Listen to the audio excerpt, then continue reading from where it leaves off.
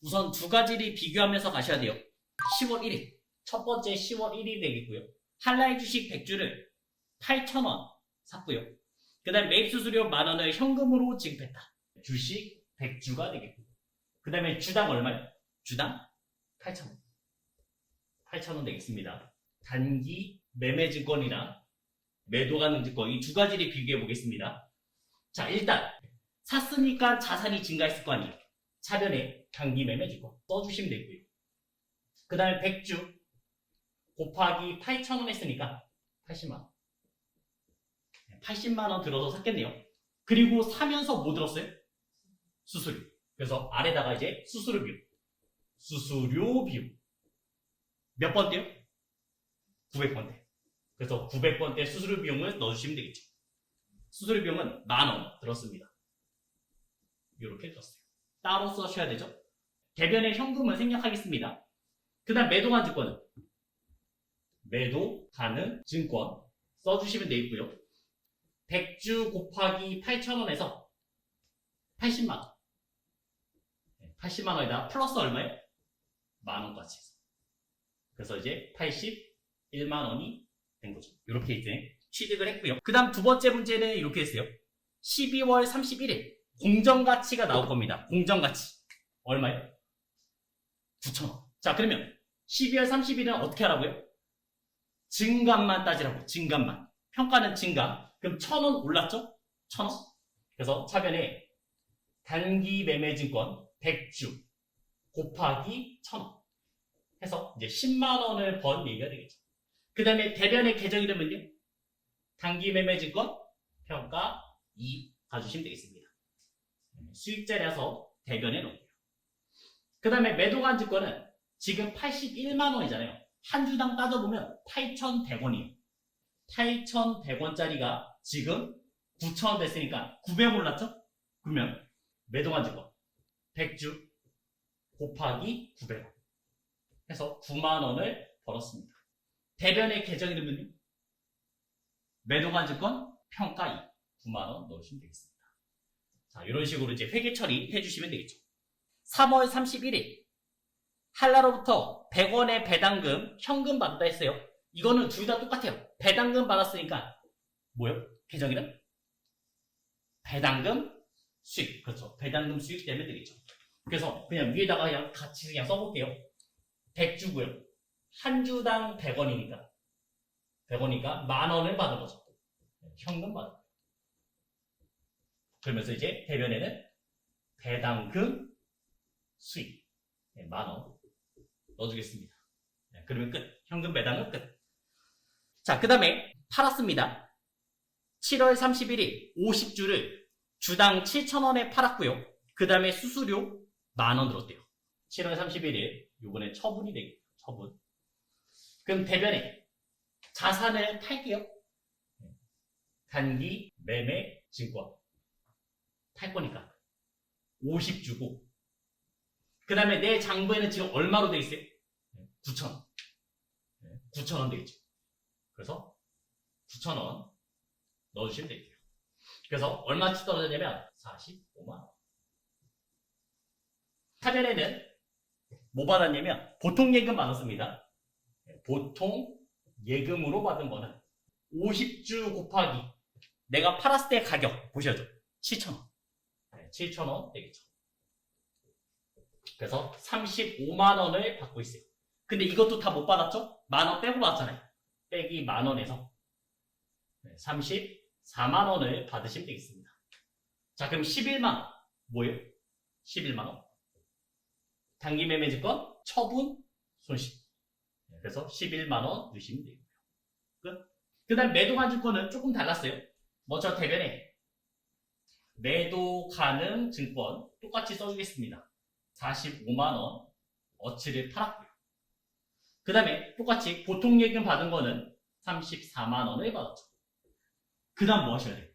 매도 간 증권 평가 이익을 없애야겠죠. 다 없애요? 9만원? 아니죠.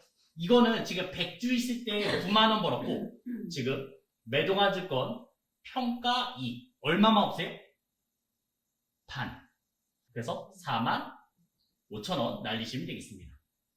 그 다음은 이제 차대변 비교했을 때 매도관증권, 처분, 손실을 넣으시면 되겠죠.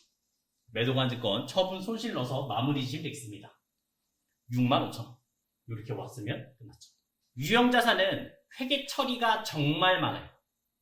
회계 처리가 정말 많기 때문에 이 부분은 잘 해두셔야 됩니다. 자, 유형자산이란 재화나 융역, 생산이나 제공 또는 판매 관리, 활용에 사용할 목적. 여기서 포인트는 뭐요? 사용할 목적 되겠습니다. 자, 첫 번째 재고자산은 판매 목적. 그 다음 투자자산은 돈 벌 목적. 그 다음에 유형자산은 사용 목적. 목적을 잘 잡으시면 돼요. 사용 목적 되겠고요. 물리적 실체가 있어야 한다. 그리고 1년을 초과해서 사용할 것으로 예상되는 자산이다. 기업의 영업활동 목적에 사용해야 한다 나왔습니다. 그러면서 이제 종류들이 나오고요. 첫째, 토지. 토지가 뭐예요? 땅. 영업활동에 사용하고 있는 대지, 임야, 전답을 말한다. 또한 토지의 가치가 하락하지 않아서 감가상각 대상이 아니다. 체크해 주시기 바랍니다. 자, 감가상각이라는 거는 우리가 만약에 자동차를 1,000만 원에 지금 샀어요. 내년에도 가치가 1,000만 원이에요? 아니요. 점점점 떨어집니다. 가치가 점점 떨어져요. 하지만 감가상각 안 하는 게 저희는 3개가 있어요. 3개. 첫째가 토지. 그 다음에 두 번째는 건설 중인 자산. 건설 중인 자산은 6번에 써 있어요. 건설 중인 자산. 그 다음 세 번째는 폐기예정. 이렇게 3가지는 감가상각은 안 합니다. 자, 그 다음에 두 번째는 건물. 사옥이나 공장, 창고 등 회사의 영업 목적으로 보유하고 있는 자산을 말한다. 투자 목적으로 보유하고 있는 건물은 투자 부동산 써야 되죠? 근데 사용 목적이라면 건물. 이렇게 개정 잘 구별해서 넣으시면 되겠고요. 그 다음에 구축물. 건물의 구조물을 말하며 교량, 갱도, 그 다음에 정원 설비 등이 포함된다. 잘 나오진 않아요. 그냥 이런 게 있구나. 구축물 쓰겠고요. 그 다음 기계장치. 요거는 이제 공장에서 설비가 다 이제 기계장치 되겠습니다. 제조업의 경우 가장 기본인 설비 등을 말한다. 그 다음에 5번에 차량방부. 차량방 하시면 기본적인 게 이제 자동차. 자동차. 영업 활동을 위해서 사용하는 승용차, 트럭, 버스 등을 말한다. 그 다음 6번에 나오는 건설 중인 자산은 내가 건물을 짓고 있는 중이에요. 아직 완성이 안 됐어요. 완성이 안 돼서 건설 중인 자산으로 쓰시면 되고요. 그 다음에 이 건물이 완성이 되면 그때 이제 건물이라는 계정으로 대체해 주시면 되겠습니다. 7번의 비품. 여기서는 뭐 사무용 비품, 책상, 의자, 컴퓨터, 노트북, 사용 목적이라면 다 비품이라는 계정을 쓰시면 되겠어요. 그 다음에 유형자산의 인식기준. 유형자산의 정의를 충족하고 그 자산으로부터 발생하는 미래 경제적 수익, 기업에 유입될 가능성이 매우 높고 취등원가를 신뢰성 있게 측정할 수 있을 때 인식하겠다. 그러면서 이제 취등원가 나오죠? 모든 부대 비용 합쳐주시면 되겠습니다. 재고자산이랑 똑같아요. 근데 재고자산보다 범위가 좀 더 넓어요. 재고자산은 보통 뭐였어요? 샀을 때 운임비가 보통 취등원가에 가산됐죠? 근데 여기에서는 조금 더 많은 게 들어갑니다. 예를 들어서 운송비, 설치비, 전문가에게 지급하는 수수료, 시운전비, 취득세, 등록세 이런 게 모두 다 들어가요. 그래서 범위가 좀 더 넓습니다. 회계 처리를 하나하나씩 보여드리겠습니다. 케이스 1번. 프린트에 보시면 기존 건물을 철거하는 경우 토지로 회계 처리한다 써있죠? 단 토지의 취등원가, 철거비는 가산하고 폐기물 매각 대금은 차감한다. 요거를 보여드리자면 자, 제가 건물을 샀습니다. 그러니까 우리 옆에 예전에 뭐 있었어요? 이 건물 옆에 갤러리아 있었죠? 그 갤러리아 다 무너뜨렸잖아요. 땅을 샀고요. 그 다음에 여기 건물이 있는 거예요. 저는 이 건물이 필요가 없어요. 그래서 철거를 할 겁니다. 철거. 그럼 건물을 무너뜨릴 때 그냥 무너져요? 아니잖아요. 용역을 써서 철거를 할 거 아니에요. 그럼 그 철거비 어떻게 하라고요? 토지에 가산을 해주시면 되겠어요. 토지에 가산. 예를 들어서 이 땅이 1,000만 원이에요. 1,000만 원. 그 다음 제가 용역을 써서 100만 원에 무너뜨렸어요. 100만 원에 무너뜨렸어요. 그러면 회계처리 어떻게 해요? 회계처리 토지에 가산했으니까 차변에 토지 얼마예요? 1100만 원. 합쳐서 1100만 원 넣어주시면 되는 거죠. 이런 식으로 회계 처리해 주시면 되겠습니다. 뭐 대변에는 뭐 현금이나 보통예금 나온 대로 그대로 써주시면 되겠고요. 그러면서 또 뭐 있냐? 내가 얘를 철거했으면 이 건물에 뭐 있어요? 고철 같은 게 있을 거 아니에요. 우리가 그거를 고물상에 팔 수 있죠? 팔았을 때 당연히 돈을 받을 겁니다. 그거는 차감하고. 만약에 이 고물상에 팔았는데 그 20만 원이 나왔어요. 돈이 들어왔어요. 그럼 여기서 20만 원을 차감하고 회계 처리하시면 되겠습니다. 자, 요번에는 이제 증축이라고 보시면 되겠어요. 건물이 있었고 증축하는 얘기를 할 겁니다. 증축하는 얘기. 어떤 느낌이 다르냐면 첫 번째는 외부에서 건물을 사와서 철거를 했고요. 이번에는 내가 만든 건물이에요. 내가 만든 건물을 이제 철거해서 다시 올리는 모습입니다. 자, 이 공식은 꼭 하나 기억해주세요. 얘는 상당히 중요합니다. 공식의 이거는 1번. 제일 먼저 쓰는 거는 취득 원가를 써주셔야 됩니다. 내가 만약에 건물을 지금 팔고 있다. 그럼 건물. 뭐 예를 들어서 비품을 팔고 있다. 비품. 자동차를 팔고 있다. 차량 방법. 그 처음 샀던 가격 있죠? 그거를 먼저 써주시고요. 그 다음에 걔를 여태까지 썼을 거 아니에요. 쓰면서 뭐 했어요? 감가상각 했겠죠? 근데 1년만 썼겠어요? 아니요. 몇 년을 썼겠죠. 그러면서 이제 두 번째 자리의 공식은 감가상각 누계액이 되겠습니다. 누계액. 뭐 하는 거예요? 몇 년 동안 쓴 거를 뭐 하는 거예요? 두 번째는 감가상각 누계액을 쓰시면 되고요. 그 다음에 세 번째는 누군가에 팔았으면 돈을 받았을 거예요. 그래서 세 번째 자리는 받은 돈. 받은 돈을 쓰시면 되고요. 뭐 현금 얼마 받았다. 아니면 보통 예금 얼마 받았다. 그 받은 돈을 쓰시면 되고요. 그 다음에 네 번째 차변 자리. 손해요, 이익이요. 누구 자리요? 비용 자리. 손해. 그 손해를 쓰시면 되겠어요. 그래서 그때는 지금 저희 단원이 유형자산이죠? 그래서 요 이름은 유형자산, 처분, 손실. 그 다음에 만약에 대변 자리가 돈이 부족했으면 유형자산, 처분, 이익이 되겠습니다. 이런 식으로 공식이니까 이건 하나는 꼭 기억하셔야 됩니다. 근데 지금 이번 케이스는 내가 지은 건물을 지금 증축하는 거잖아요. 누구한테 판 게 아니에요. 누구한테 판 게 아니니까 받은 돈이 없는 것 뿐이에요. 그리고 무조건 손해밖에 안 생겨요. 1, 2, 3번밖에 안 생겨요. 근데 원래 전체 공식은 취득원가, 그 다음에 감가상각 누계, 그 다음에 누구한테 받은 돈, 그 다음에 유형자산 처분 손실. 네, 이렇게 다 써주시면 되겠습니다. 유형자산 분계 문제 1번. 본사, 사용 중인 비품, 취득원가 300만원, 감가상각 누계 180만원, 경인상사에 80만원에 처분했습니다. 그 다음 돈은 월말에 받기로 했어요. 그럼 저희 이렇게 해야죠. T 그렸을 때 1번이 뭐예요?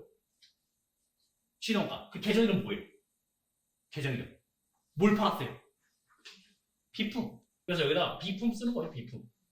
얼마짜리요? 내가 처음 샀을 때 300만원. 노트북이라고 생각해요. 간단하게. 노트북 300만원짜리 지금 팔고 있는 모습이에요.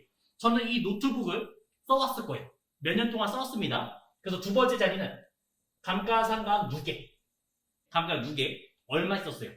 180만원. 180만원어치 써왔다. 그렇게 생각하시면 돼요. 자, 그러면 이 노트북에 내 장부가, 장부에 써져 있는 가격, 이 노트북의 가격은 그냥 120만원이에요. 그거를 120만원보다 비싸게 팔면 이득이 생기는 거고, 그거를 120만원보다 싸게 팔면 손해가 생겼죠. 근데 제가 얼마에 팔았어요? 80만원에 팔았죠. 80만원. 돈 받았어요? 아직 못 받았잖아요. 계정이름. 미수금. 그렇죠. 주된 거래 아니죠? 그래서 미수금 80만원 되겠습니다. 이제 차대변 비교하시면 되잖아요. 차변에는 260, 대변에는 300이니까 차변에 얼마 부족해요? 40만원 부족하죠. 그럼 뭐라고요? 유형자산, 처분, 손실. 40만 원 이렇게 넣어주시면 되겠습니다. 경인, 상사 여기까지도 이제 표시를 해주시면 되겠습니다. 앞으로는 거래처 다 넣어줄 겁니다. 그럼 이제 완벽하게 끝난 거예요. 자, 문제를 조금 바꿔서 이렇게 할게요. 물어볼게요. 이제 제가 돈을 어음으로 받았어요. 어음으로 받았어요. 계정에 받으러 안 되죠. 받으면 쓰면 안 되죠. 그때도 뭐예요? 미수금이죠. 왜요? 주된 거래, 상품, 제품, 원재료는 받으러면 지급어음 쓸 수 있다 했어요. 근데 주된 거래가 아닐 때, 주된 거래 아닐 때는 미수금, 미지급 써달라 했잖아요. 어음을 받더라도 뭐요? 미수금 쓰셔야 됩니다. 그것만 조심하시면 돼요. 사용 중이었던 업무용 화물차를 지금 팔고 있어요. 자, 그러면 T를 그렸을 때 차를 팔고 있으니까 대변에 뭐요? 차량망, 차니까 차량 운반부 이렇게 넣으시면 되겠죠. 그 다음에 가격은 600만원 되겠고요. 600만원. 그 다음에 차변에는 여태까지 이 차를 써왔겠죠. 차변에 뭐요? 감가상가 누계. 감도 넣으시면 되겠습니다. 420만원 넣어주시면 되겠어요. 자, 그리고 얼마에 팔았어요? 150만원에 팔았습니다. 뭐 받았어요? 보통예금 받았죠.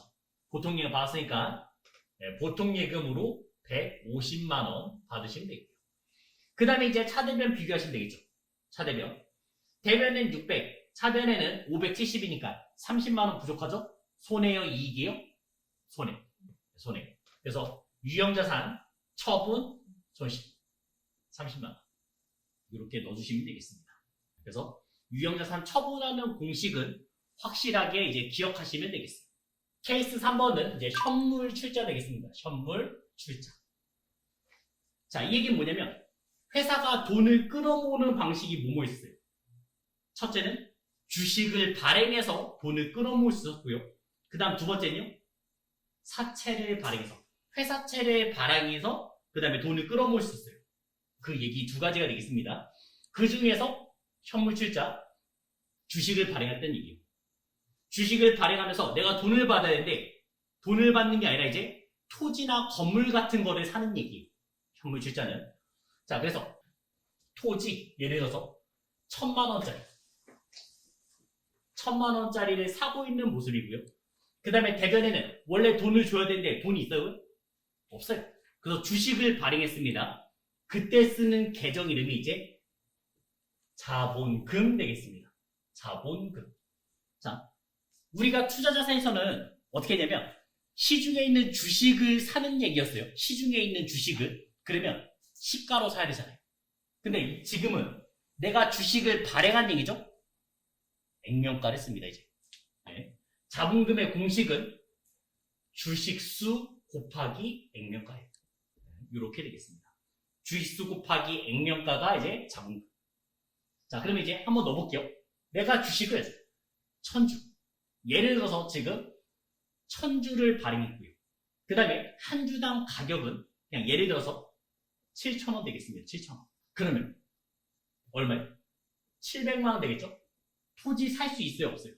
당연히 살 수 있습니다. 왜요? 저번 시간 잠깐 생각해봐요. 삼성 지금 한 주당 얼마라고요? 약 한 75,000원? 뭐 그 이상? 아무튼 그 정도 합니다. 근데 액면가 얼마였어요? 저번 시간에 100원이었잖아요. 그 100원짜리를 75,000원에 우리가 사는 거였잖아요. 지금 주식을 발행했을 때 액면가는 7,000원이었는데 시중에 거래되는 거는 뭐 15,000원, 16,000원, 17,000원 이렇게 할 수도 있다고요. 그래서 살 수가 있죠. 자, 그러면 우리는 어차피 금액을 맞춰야 돼요. 차대변을 맞춰야 됩니다. 대변에 얼마 부족해요? 300만원 부족하죠? 손해요, 이익이에요? 대변 자리? 네, 2 쓰면 됩니다. 그래서 주식 발행 초과금, 주식 발행 초과금이라는 계정을 넣어주시면 되겠습니다. 나중에 자본 쪽에서 자세히 볼 거예요. 만약에 손해가 났으면 차변 자리에 주식 할인 발행 차금, 할인 발행 차금이라는 계정을 쓸 수도 있습니다. 이득이 나면 주식 발행 초과금, 손해가 생겼다 주식 할인 발행 차금, 주식 할인 발행 차금 넣어주시면 되겠습니다. 자, 이 경우는 지금 이렇게 회계 처리한 경우는 이 토지에 가격을 정확하게 알고 있을 때요. 토지에 1,000만 원짜리를 사는 모습. 그러면서 내가 주식을 발행하면서 사고 있는 모습이에요. 근데 만약에 모를 수도 있어요. 여러 개를 한 번에 사면서 토지의 가격을 정확하게 모를 때도 있습니다. 그럴 때 어떻게 되냐? 이 토지의 가격은 이렇게 돼요. 토지는 주식수 곱하기 시가로 들어가요. 시가. 현재 거래되고 있는 가격. 만약에 이 7,000원짜리가 거래되는 가격이 15,000원이었다. 그럼 이 토지는 1,500만 원. 이렇게 되는 거예요. 케이스 4번. 케이스 4번은 무상 취득되겠습니다. 무상 취득. 이 뜻은 우리 회사의 대표자 아니면 외부에서 우리한테 뭐 토지, 건물 아니면 기계 같은 거를 그냥 줄 수도 있어요. 왜요? 대주주라면 그만큼 회사가 주가가 올라가면 훨씬 더 많은 이득을 얻을 수 있잖아요. 그래서 그냥 줄 수 있습니다. 그래서 차변에는 뭐 토지, 건물 받으면 되겠고요. 그 다음에 대변에는 무상으로 받았죠? 그때 쓰는 계정. 그때 쓰는 계정 되겠습니다. 자산 수증 이익. 자산 수증 이익이라는 계정을 쓰시면 되겠어요. 무상으로 받았을 때. 무상으로 받았을 때 자산 수증 이익. 오늘 거의 분계 문제는 거의 70개 정도 됩니다. 일단은 케이스별로 예시는 하나하나씩 다 보여드릴 거예요. 분계 문제 34번 보시면 당사의 최대 주주인 조지니스로부터 제품 창고 건설할 토지를 기증받았다. 본 토지에 대한 이전 비용 500만원, 당좌 수표를 발행해서 지급했다. 현재 토지의 공정가액은 1억 5천만원이다. 토지 얼마짜리? 1억 5천. 거기에다가 뭐요? 취득 시 모든 부대 비용은 취득원가에 가산하는 이 원칙 들어가야 됩니다. 500만원 냈잖아요. 이전 비용. 그 500만원까지 포함해서 토지는 1억 5천 500. 이렇게 넣어주시면 되고요. 저는 얼마짜리를 받았어요? 1억 5천만원짜리를 받았죠? 계정이는 뭐라고요? 자산 수증 이익. 그래서 여기다가 이제 자산 수증 이익 1억 5천만원을 넣어주시면 되겠죠. 그 다음에 500만원 500만원 냈습니다. 당좌 수표를 발행해서 냈어요. 계정이는 뭐예요?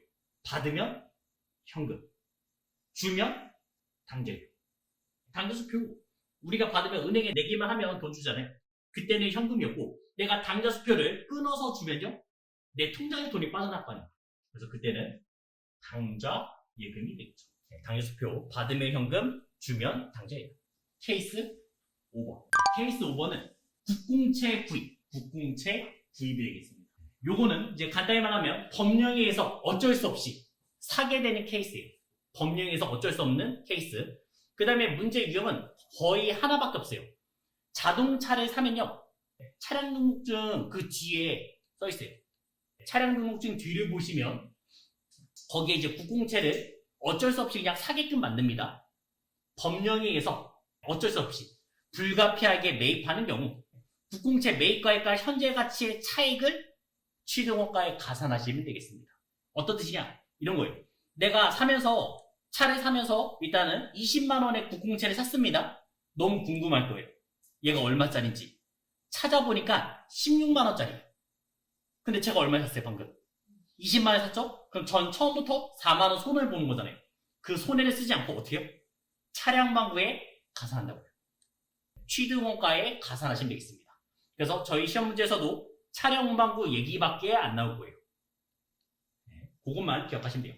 취득원가에 포함하겠다. 그거 하나 체크해 주시면 되겠습니다. 분계 문제로 22번. 한국자동차로부터 업무용 승용차 1,000만원짜리를 지금 구입하고 있어요. 지하철 공사가 발행한 공채를 법령에 의해 불가피하게 취득했다. 공채는 승용차 매입대가와 함께 현금 20만원으로 구입했다. 단, 공채의 현재 가치는 16만원이다. 그리고 회사는 이 공채에 대해서 단기 매매 증권으로 회계 처리하고 있다 나왔습니다. 차변에 차량 운반구 사고 있죠? 얼마짜리? 1,000만원짜리를 사고 있고요. 그러면서 이제 지하철 공사가 발행한 국공채 샀습니다. 20만원 주 샀어요. 근데 현재 가치가 얼마예요? 16만 원. 그럼 4만 원을 취득원가에 가산한다. 플러스 4만 원. 되는 거죠. 그래서 1,004만 원짜리 되겠고, 나머지는 단기매매 증권, 단기매매 증권으로 16만 원을 넣어주시면 되겠습니다. 그 다음에 대변에 이 돈을 다 뭐로 내냐면 현금 1,020만 원. 케이스 6번은 교환이요. 교환 취득이 되겠습니다. 동종과 이종만 구별할 수 있으면 됩니다. 동종, 뭘 두 개를 나눠서 동종 교환이 있고, 그 다음에 이종 교환이 있습니다. 동종이면 뭐예요? 나랑 똑같은. 예를 들어서 이제 삼성의 기계랑 하이닉스의 기계를 바꿨어요. 네, 둘 다 반도체잖아요. 그런 거는 동종이 되는 거고, 이종이면 완전히 다른. 네, 완전히 다른 회사끼리 바꾼 게 이종이 되겠어요. 자, 동종일 때는 유형자산, 처분, 손익이 안 생깁니다. 포인트가 이거예요. 유형자산, 처분, 손익이 생기지 않고요. 이종일 때는 유형자산, 처분, 손익이 생기겠습니다. 유형자산, 처분, 손익은 뭐였냐면 얘였잖아요. 안 생기는 이유는 딱 하나예요. 딱 하나. 상대방의 가격 관심 없어요.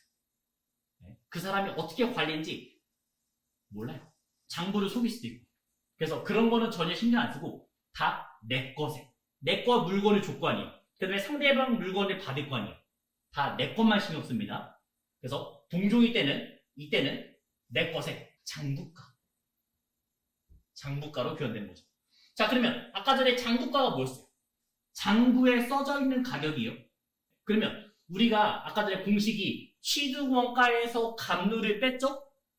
뺀 게 장부가. 장부가. 그거를 그대로 넘기니까 당연히 유형자산 처분 손익이 안 생긴 겁니다. 그 다음에 이종일 때는 이때는 내 것의 시가 되겠습니다. 시가. 내 것의 시가로 교환되기 때문에 유형자산 처분 손익이 생기는 겁니다. 이론 문제 난이도 중에 8번 되겠습니다. 자, 일단 동일한 업종 내에서 유사한 용도로 사용되고 공정가액이 비슷한 동종자산 간의 교환으로 유형자산 취득하는 경우 당해자산의 취득원가는 교환으로 제공한 자산의 공정가액으로 한다. 맞네? 지금은 동종이었잖아요. 그럼 뭐요? 장부가. 네, 장부가로 하셔야 됩니다. 그래서 유형자산 처분 손익이 안 생긴 거예요. 그리고 이런 것도 있어요. 동종이에요. 동종인데 이런 거 있잖아요. 우리가 만약에 핸드폰을 바꿔요. 뭐 서로 이제 바꾼다고 쳐요. 어떤 사람은 뭐 아이폰 뭐 한 12고, 그 다음에 어떤 사람은 아이폰 뭐 14에 서로 바뀐다고 쳐요. 동종이라고 쳐요. 유형자산 처분 손익이 생겨요? 동종이니까 안 생기겠죠? 여기에서 플러스 마이너스 현금 수수 관계는 인정합니다. 네, 그래서 안 생긴다. 이렇게 표현하는 거예요. 나중에 책으로 다시 한번 체크해 드리겠습니다. 그 부분은. 그래서 1번이 튀었고요. 그 다음에 2번 현물 출자, 그 다음에 증여, 기타 무상으로 취득한 유형자산의 가액, 공정가액을 취득원가로 하겠다. 자, 일단 현물 출자가 뭐였어요? 우리가 토지 건물 사는데 돈 있어요? 없어요. 그래서 주식으로 사는 얘기고요. 이때 당연히 시가로 사시면 되겠고요. 공정가액 맞겠고요.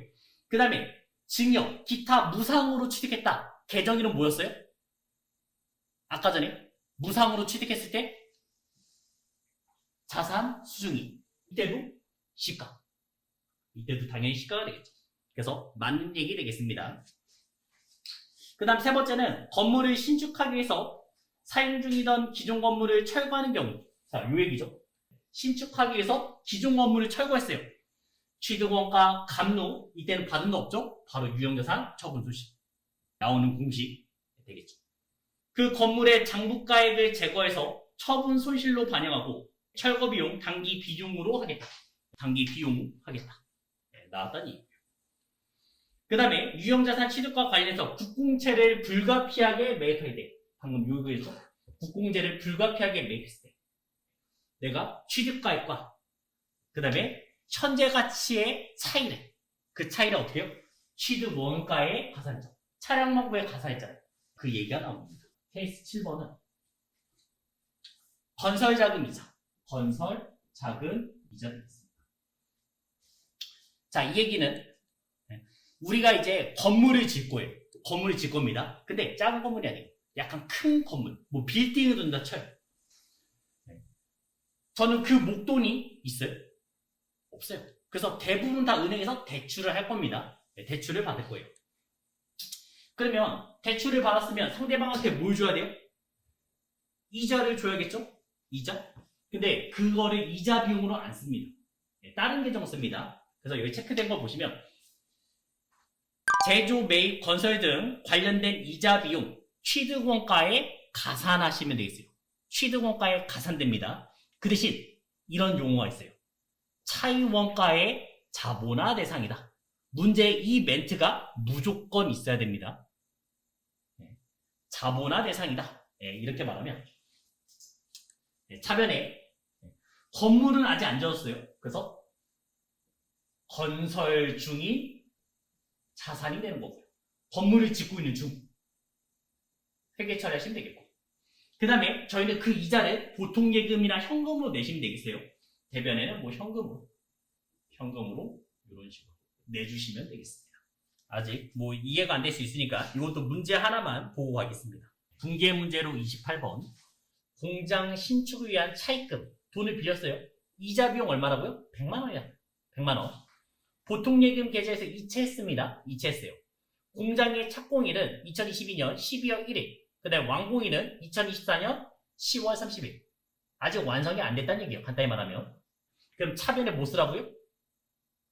건설 중인 자산. 건설 중인 자산 쓰시면 되겠습니다. 그리고 그 힌트는 뭐냐? 맨 마지막에. 차입금의 이자 비용은 자본화한다. 이 말이 포인트예요. 그래서 건설 중인 자산 100만 원 쓰시면 되겠고요. 그 다음에 대변에 이 돈 다 뭐로 냈어요? 보통 예금 됐죠. 그래서 보통 예금. 보통 예금 100만 원 넣어주시면 되겠습니다. 자, 그 다음에 케이스 8번. 케이스 8번은 정부 보조금. 정부 보조금 되겠는데, 요거는 저희 시험 범위에서는 벗어나요. 그래서 간단하게만 설명하자면 이거예요. 우리가 이번에 태양열 사업을 하려고 해요. 그러면 나라에서도 좋은 거니까 어느 정도 돈을 지원해 줄 수가 있겠죠. 예를 들어서 이 사업이 10억이 필요한데 나라에서 3억을 지원해 줬어요. 그럼 저는 얼마 필요해요? 7억만 있으면 되겠죠? 그게 끝이. 정부 보조금은 차감적 계정이고요. 그 다음에 감가상각 대상입니다. 딱 그 정도만 기억하시면 끝이에요. 정부 보조금, 국고 보조금, 나라에서 지원하는 돈. 첫째 뭐라고요?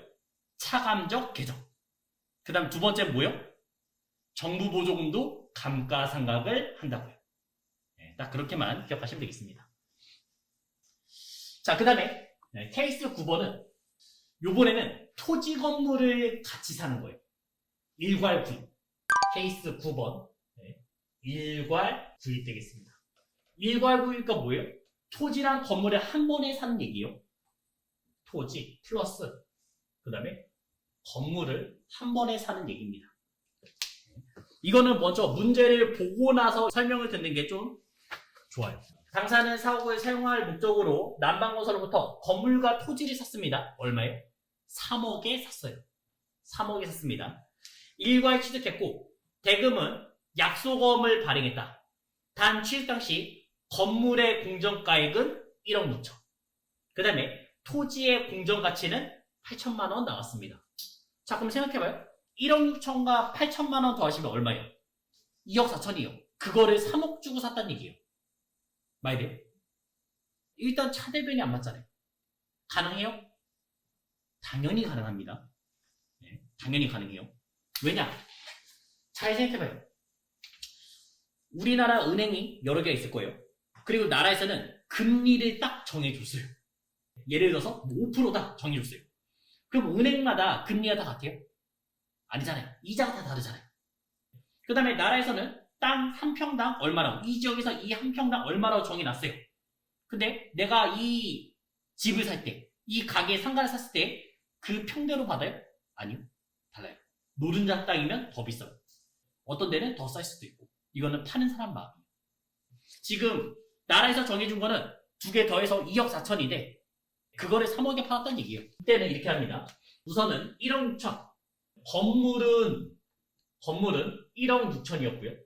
그 다음에 토지는 8천만 원이었습니다. 비율을 봐요. 비율. 몇 대 몇이에요? 1대 2. 1대 2죠? 그러면 저희는 3억 주셨잖아요. 그거를 안분 계산하시면 돼요. 안분 계산. 그래서 3억을 3분의 2. 3억을 3분의 1. 비율대로 나눠서 사주시면 되겠습니다. 그래서 건물은 얼마짜리요? 이제 2억이 되는 거고. 그 다음에 토지는 1억이 되는 겁니다. 그 비율대로 금액을 나눠서 가시면 돼요. 그 다음에 대변에 계정일은 대변에 뭐로 샀어요 지금? 어음으로 샀습니다. 계정일은 주된거래인가요?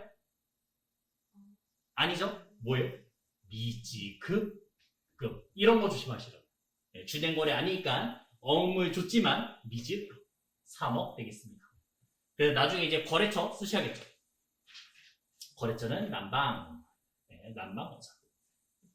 네, 이런 식으로 케이스 9개. 케이스 9개를 한번 봤습니다. 아까 전에 유형자산의 취득원가 말했죠?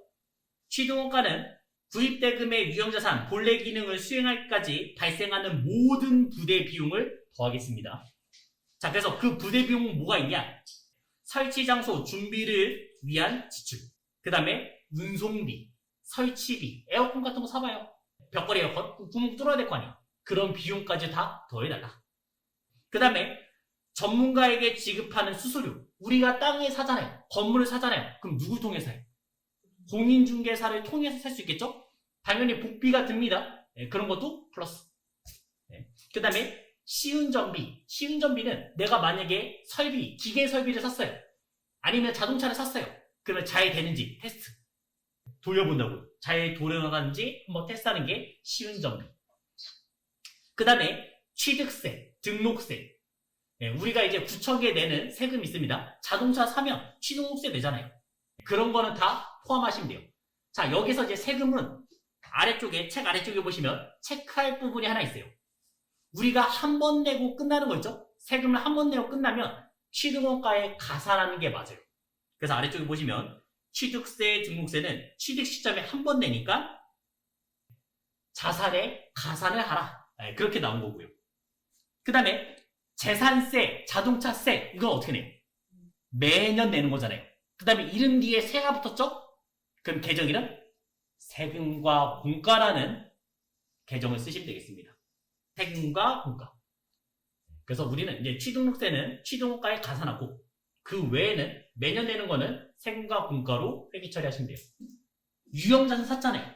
그럼 얘가 천년만년 그대로 있어요? 아니요. 고장나요. 그 다음에 부식되고 나중에 고쳐야 돼요.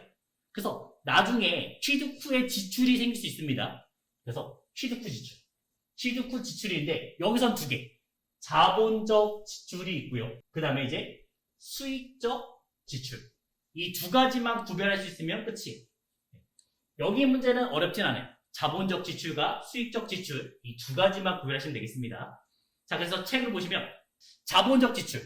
미래의 경제적 효익을 증가시키거나 그 다음에 내용연수를 연장시키는 지출이 되겠습니다. 그런 거는 자본적 지출로 들어가서 얘는 이제 자산으로 회계 처리하시면 돼요. 만약에 차를 샀죠? 차에 엔진을 갈았어요. 그래서 내가 이 차를 원래 5년 동안 쓸 거였는데 7년 타게 됐어요. 그럴 때 자본적 지출 차량방부라고 계정 쓰시면 되고요. 그 다음에 수익적 지출은 단순 형태 유지. 형태 유지. 차에 창문이 깨졌습니다. 그럼 저 어떻게 해요? 바람 맞잖아요. 비 맞잖아요. 창문 고쳐야겠죠? 형태 유지했잖아요. 그런 거는 이제 비용 처리되는 거예요. 그래서 수선비 이런 계정을 쓰시면 되겠습니다. 자본적 지출은 대표적인 예가 엘리베이터, 그 다음에 에스컬레이터. 그런 거를 건물에 설치하면 어떻게 해요? 건물의 가치가 증가해요. 엘리베이터, 에스컬레이터 이런 거요. 그 다음에 중앙, 냉, 난방 장치. 우리가 이제 시스템 에어컨 이렇게 말하는 거 있잖아요. 그래서 여기도 지금 중앙, 냉, 난방으로 돌릴 수가 있죠. 네, 이런 거는 이제 자본적 지출이 되겠고, 수익적 지출하면 보통 기본 형태를 유지하는 얘기라서 여기는 도색, 도장. 쉽게 말해서 페인트 칠이고, 페인트 칠. 녹슨 거를 저희가 이제 페인트 칠 하는 거는 다 수익적 지출로 가시면 되겠습니다. 난이도 하에 23번. 매장 건물에 지금 뭘 설치했어요? 엘리베이터를 설치했죠? 그러면 자본적 지출이에요? 수익적 지출이에요? 자본적 지출. 자산의 가치가 증가해야 되잖아요. 근데 저희 회계 처리 보니까 수선 비용 처리했습니다. 자, 그러면 이렇게 한번 해볼게요. 엘리베이터 설치했으니까 우리는 이제 건물 해야 되는 거고요.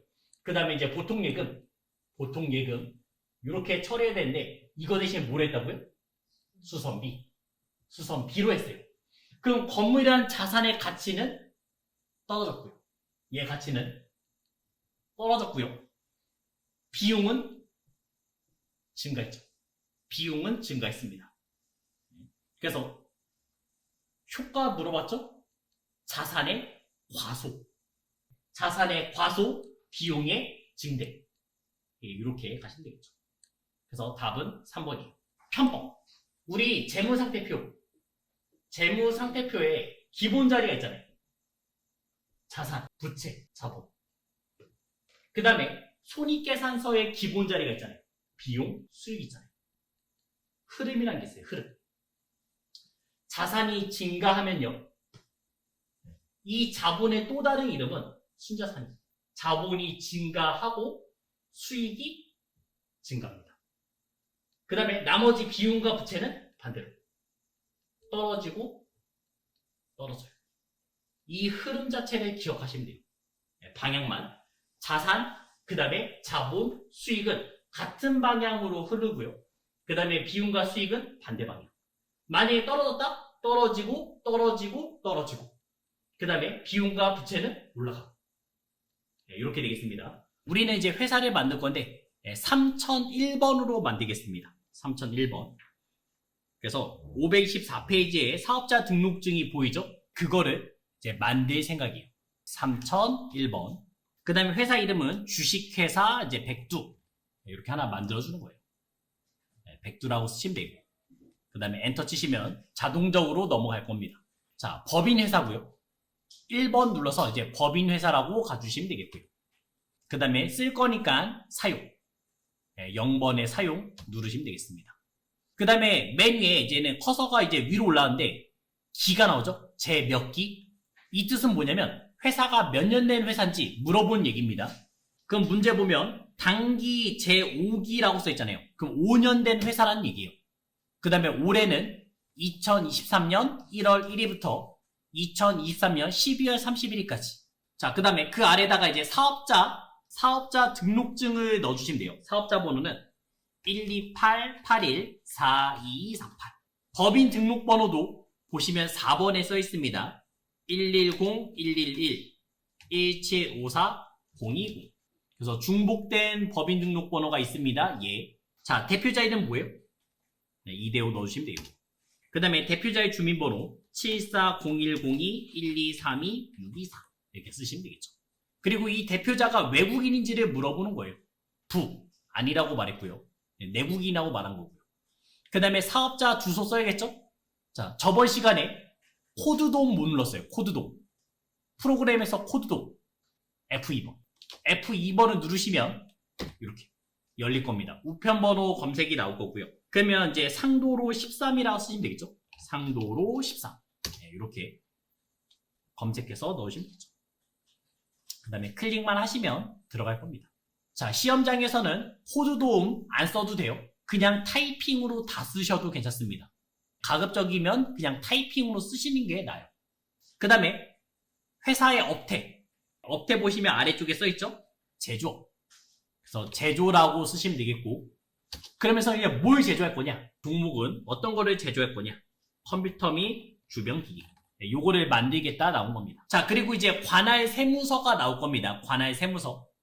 네, 맨 아래쪽에 관할 세무서. 내가 어디다가 이제 부가세를 내야 되는지 그걸 물어보는 거예요. 여기까지 만들었으면 회사 만든 거예요.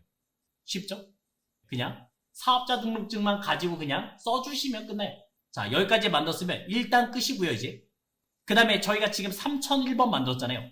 회사 코드 이제 3001번으로 들어오시면 백두가 나올 겁니다. 3001 네, 넣어주시면 이제 백두가 등장했죠. 여기서는 이제 우리 회사의 거래처를 좀 만들 겁니다. 그리고 책 맨 아래쪽에 보시면 뭐 있어요? 반드시 거래처를 등록해야 되는 계정 과목. 여기는 체크를 하셔야죠. 이제부터 이 계정 과목이 나왔는데 거래처를 안 쓰면 틀린 겁니다. 부분 점수 없어요. 그냥 틀린 거예요. 억울하니까 이거는 확실하게 체크해 주시고요. 외상매출금, 받으러옴, 외상매입금, 지급업, 미수금, 미지급금, 선급금, 선수금, 그 다음에 대여금, 차입금, 유동성, 장기부채, 가지급금, 가수금, 성급비용, 미수수익, 선수수익, 미지급비용, 그 다음 임차보증금, 임대보증금 이런 거는 꼭 거래처를 써주시기 바랍니다. 자, 그러면서 이제 거래처를 좀 넣어볼 겁니다. 거래처는 우리가 방금 만든 게 이제 회사 등록이고요. 여기 기초정보관리에서 회사 등록이고요. 그 다음에 우리의 거래처를 만들어줄 거예요. 거래처 등록 한번 클릭해보세요. 두 번째 있는 거래처 등록 클릭. 거래처 등록은 총 3가지로 되어 있어요. 일반 거래처. 일반 거래처는 우리가 물건을 사거나 파는 그런 곳. 일반 거래처 되어 있고요. 그 다음에 두 번째 탭은 금융기관. 은행 있죠? 우리은행, 신한은행, 뭐 하나은행 그런 금융기관을 넣는 거고요. 그 다음 세 번째는 신용카드. 우리가 이제 버카 같은 거 쓸 거 아니에요. 그런 거를 다 각각의 자리에다가 쓰시면 되겠습니다. 다른 자리에 쓰고 싶어도 못 써요. 왜냐면 클릭해 보시면 맨 아래에 거래처 코드에 번호가 써 있잖아요. 101번부터 지금 97,999라고 써져 있죠? 그 범위 내에서만 쓸 수 있어요. 넘어가면 다른 걸 바뀌어요. 금융기관은 98,000부터 99,599. 그 다음 신용카드는 99,600부터 99,999 이렇게 번호가 써져 있어서 다른 건 못 씁니다. 그러니까 너무 걱정 안 하셔도 됩니다. 자, 그래서 이제 531페이지에 거래처 한번 만들어 볼게요. 일반 거래처. 코드는 1101번. 1101번 엔터. 그 다음에 회사 이름은 주식회사 지리전자 넣어주시면 되고요. 그 다음에 동시. 이 동시는 뭐냐면 매입과 매출을 둘 다 하는 회사예요. 내가 지리전자에 물건 팔기도 하고 거기서 물건을 사기도 해요. 그래서 동시. 3번의 동시 넣겠습니다. 자, 사업자 번호는 10481-23639. 대표자 이름은 이한라. 그 다음에 업태. 업태는 제조. 그 다음에 이제 전자제품. 이렇게만 넣으시면 되겠죠. 주소는 생략하겠습니다. 주소는 생략할게요. 너무 많으니까 주소는 생략할게요. 딱 여기까지만 쓰시면 끝입니다. 계속 나머지 3개 더 입력하시면 되겠죠. 2101 요번에는 주식회사 설악전기. 이거는 실제 시험에 나와요. 여기서도 이제 동시로 가주시면 되겠고 사업자 번호는 125058190 대표자 성명은 최설악. 그 다음 업태 제조.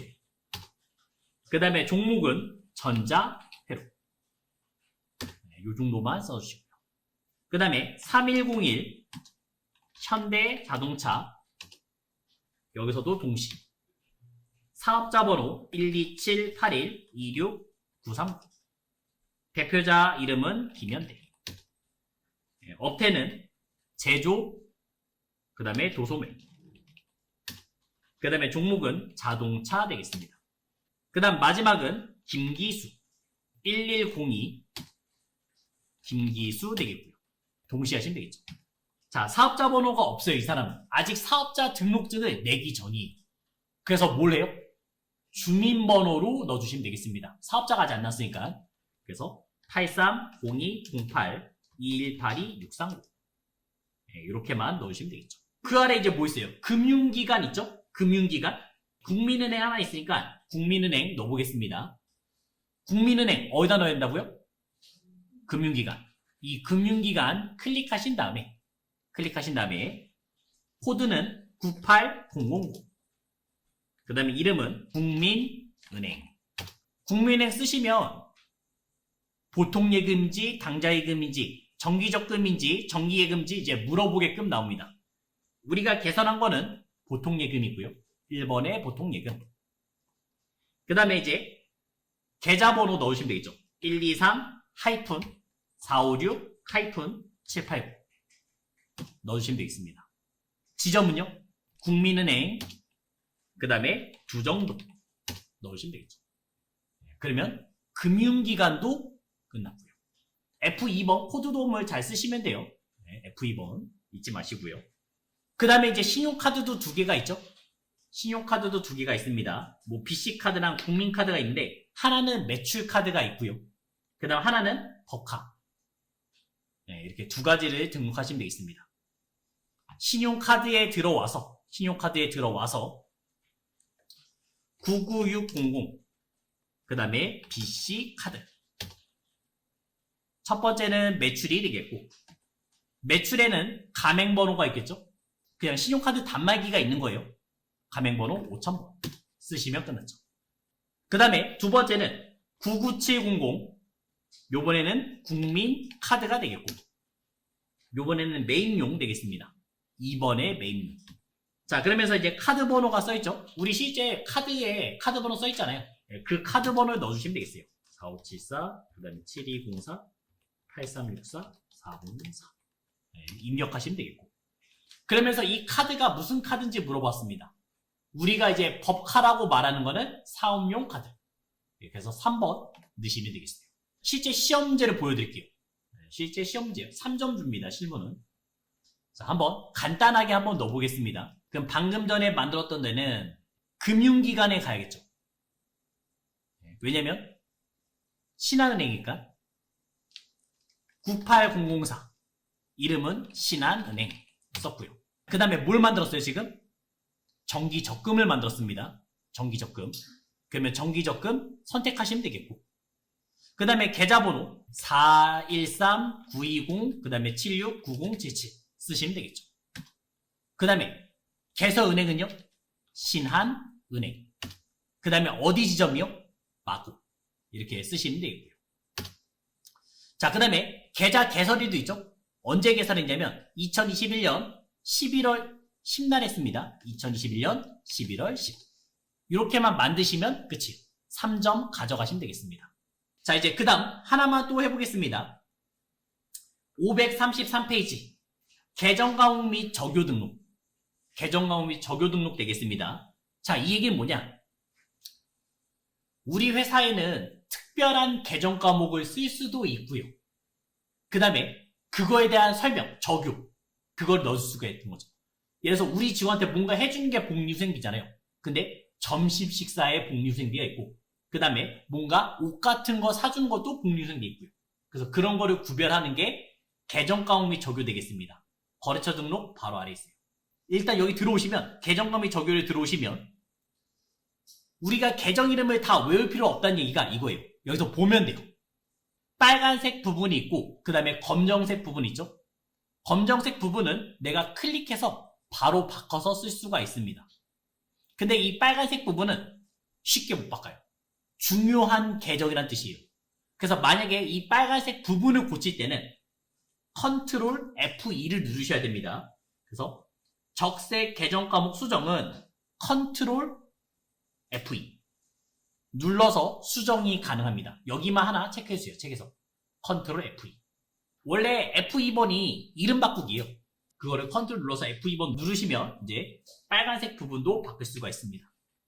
자, 예를 들어서 535페이지에 이제 문제가 두 개 있어요.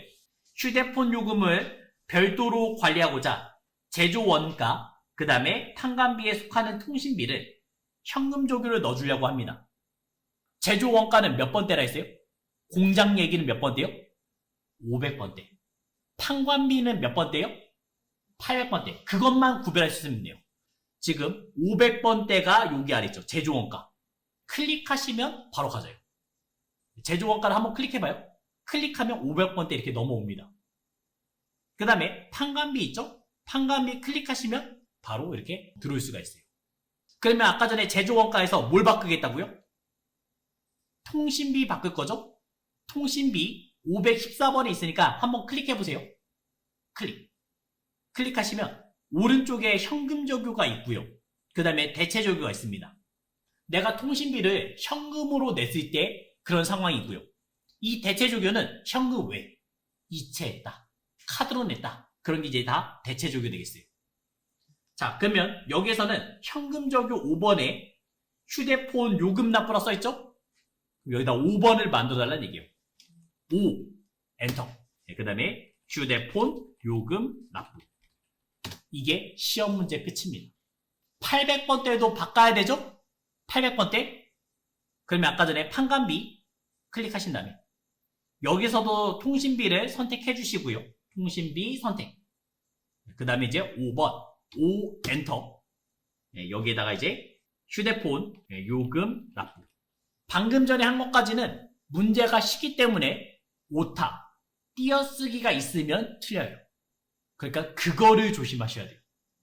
자, 그리고 또 가는 방법 또 몇 개 더 있습니다. 방금 전에 제가 500번대 800번대 직접 갔잖아요. 근데 이렇게 갈 수도 있어요. 우리가 인터넷 상에서 뭔가를 찾을 때 만약에 내가 청약에 넣었어요. 내 이름이 있는지 확인하고 싶습니다. 그럼 어떻게 찾아요? 인터넷 상에서 컨트롤 F. 컨트롤 F를 누르시면 찾기라는 게 나옵니다. 여기서 이제 통신비 검색을 하시면 바로 와져요. 엔터 치시면 바로 들어올 수가 있습니다. 컨트롤 F. 찾기예요, 찾기. 당연히 이런 찾기는 뭐 엑셀, 파워포인트, 한글 다 됩니다. 인터넷 상에서도 되고요. 그 다음은 또 이런 것도 있어요. 어떻게 찾냐? 만약에 514번의 통신비 이렇게 문제를 줬어요. 그럼 처음에 들어오자마자 여기서 그냥 514를 눌러요. 키보드에 그냥 514번을 누르시면요. 514를 누르시면 바로 이동합니다. 그냥 숫자 키를 누르셔도 괜찮아요. 찾는 방법은 다양해요. 컨트롤 F 아니면 직접 숫자 아니면 왼쪽에서 클릭. 다 모든 게 가능하니까 편한 걸로 쓰세요. 자, 그러면 실제 시험 문제 어떻게 나오는지 한번 보겠습니다. 당사는 현재 사용하고 있는 창고의 일부를 1년간 임대하기로 했고요. 임차인으로부터 1년치 임대료 현금으로 수령했다. 선수령했다. 계정 과목 및 적요 등록 지금 여기죠. 여기에다가 쓰라 했습니다. 코드는 274번에 들어라 했고요. 그럼 여기다가 이제 274번 가시면 되겠고, 여기도 지금 비어 있잖아요. 여기에다가 이제 선수 임대료 쓰시면 되겠죠. 선수 임대료 넣어주시면 되겠고요. 그 다음에 성격은 일반. 그래서 2번 일반 넣죠. 자, 그러면서 이제 대체 적용 기간 미경과 임대료 계상 대체 적용에다가 1번 기간 미경과 임대료 계상 이렇게 써주시면 되겠습니다. 그러면 끝나는 거예요. 자, 시험 문제 1번은 어렵지 않습니다. 이런 식으로 주는 문제니까 무조건 맞게끔 연습하시면 되겠어요. 자, 그 다음에 이제 세 번째는 이제 요걸로 보여드리겠습니다. 거래처 초기 2월 써있죠? 거래처 초기 2월. 얘는 뭐 하느냐? 이거예요. 우리 회사가 지금 5년짜리 회사잖아요. 근데 여태까지 4년 동안은 회계 프로그램을 안 썼어요. 여태까지 다 엑셀로 작업을 했습니다. 그러면 누구한테 받을 돈이 있었는지, 누구한테 줄 돈이 있었는지 있을 거 아니에요. 거래처. 그거를 우리 회계 프로그램에다가 입력하는 거예요. 처음 한 번만 쓰면 끝나겠죠. 여태까지 운영했던 게 회계 프로그램 없을 거 아니에요. 입력하는 얘기 되겠습니다. 그래서 맨 아래 보시면 여기 거래처 초기월이라는 데가 있어요. 거래처 초기월. 여기에 들어오시면 되겠습니다. 클릭해 주시면 재무상태표에 있는 것을 쓰시면 돼요. 어느 회사에 얼마만큼 받을 돈이 있다. 이거를 입력하면 끝난답니다. 우리가 지금 아직까지는 아무것도 안 만들었기 때문에 쓸 게 없어요. 그냥 위치 정도만 알아두시면 되겠습니다. 간단히 말하면 바드러움이 지금 한 2,500만원 받을 게 있었는데 하늘정밀에는 1,330만원 받을 게 있었고, 그 다음에 일렉코리아는 1,170만원 받을 게 있다라고 쓰시면 되는 거예요. 여기다 입력하면 되는 겁니다. 지금은 없을 거예요. 왜냐면 우리가 지금 회사 방금 만들었잖아요. 그래서 아무것도 아직 없어요.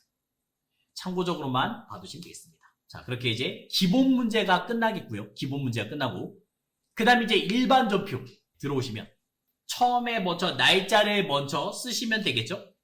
날짜. 예를 들어서 1월 5일 1 엔터 5 엔터 넣어주시면 되겠습니다. 1월 5일이라고 만들었고요. 이건 예시예요. 그 다음에 구분에 가면 커서가 이제 구분에 있으면 맨 아래 나오잖아요.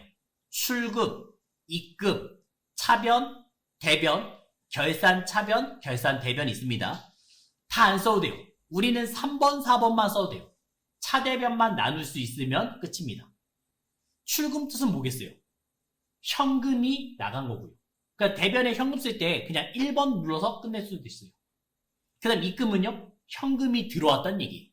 둘 다 현금에 관련된 얘기입니다. 그 다음에 3번, 4번은 우리가 이제 쓰는 얘기 되겠고요. 그 다음에 5번, 6번은 12월 30일 결산 때에 쓰는 건데 굳이 안 써도 됩니다.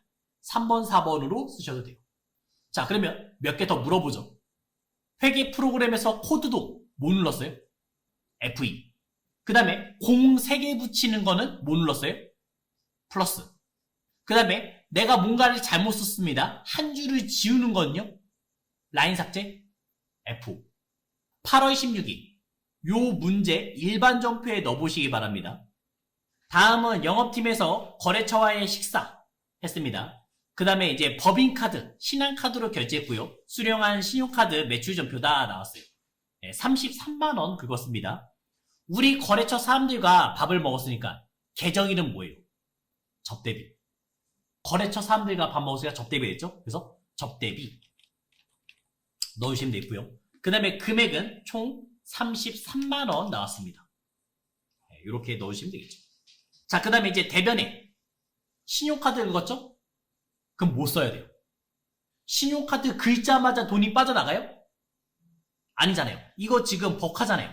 그러면 버카는 뭐가 있어요? 카드 결제이라는 게 있죠? 돈이 나중에 빠져나갈 겁니다. 다 외상이라고 생각하시면 돼요. 주된 거래인가요? 아니죠. 주된 거래는 상품, 제품, 원재료잖아요. 아니니까 어떤 계정이요? 미지급 금 쓰셔야죠. 자, 그러면 이제 또 우리가 이제 신한카드로 긁었고요. 그 다음에 가맹점은 일동 참치를 사줬습니다. 우리가 이 33만원을 참치집에다가 갚아야 돼요? 신한카드한테 갚아야 돼요? 신한카드한테 갚아야겠죠? 그래서 여기다가 이제 신한이 되는 거고요. 거래처는 33만원. 이렇게 쓰시면 끝인 거예요. 자, 그래서 바로 한번 넣어볼게요. 차변에는 접대비. 몇 번째 접대비요? 800번대 접대비가 되겠고요. 그 다음에 엔터. 그 다음에 금액은 33만원이니까 330 플러스. 330 플러스 이런 식으로 만드시면 되겠습니다. 자, 그 다음에 대변. 4번의 대변은 미지급금 넣어주시면 되겠고요. 그 다음에 이런 거는 무조건 거래처 써달라 했죠? 신한. 넣어주면 있죠. 방금 전에 만들어서 나온 거예요. 그래서 33만원. 여기까지 나왔으면 3점 가져가는 겁니다. 자동적으로 차대변을 맞춰줘요. 자동적으로 맞춰주니까 지금처럼 쓰시면 되고요. 차변과 대변 어떤 거를 먼저 쓰든 상관없습니다.